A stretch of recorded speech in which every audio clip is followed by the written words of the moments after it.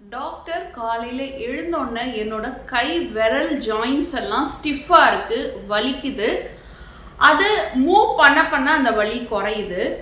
இந்த வலி கொஞ்சம் கொஞ்சமாக கால் ஜாயின்ஸ்க்கு வருது, முட்டிக்கு வருது. என்ன பிரச்சனையாக இருக்கும்? இப்படி நிறையா பேஷண்ட் வராங்க கிளினிக்கு. இது முடக்குவாதத்தோட ஆரம்ப ஸ்டேஜாக இருக்கிறதுக்கு வாய்ப்புகள் அதிகம். முடக்குவாதம் அதாவது ருமட்டாய்டு ஆர்த்ரைட்டிஸ் பற்றி தான் இன்னைக்கு பேச போகிறோம். ருமட்டாய்டு ஆர்த்ரைட்டிஸ் அப்படிங்கிறது நம்மளோட ஸ்மால் ஜாயின்ஸில் வலி ஆரம்பிக்கக்கூடிய ஒரு பிரச்சனை. இது ஜாயின்ஸில் வரக்கூடிய டிசீஸ் இல்லை. இதனோட பிரச்சனை நம்மளோட பாடிக்குள்ளே இருக்கிற இம்யூனிட்டியில் இருக்குது.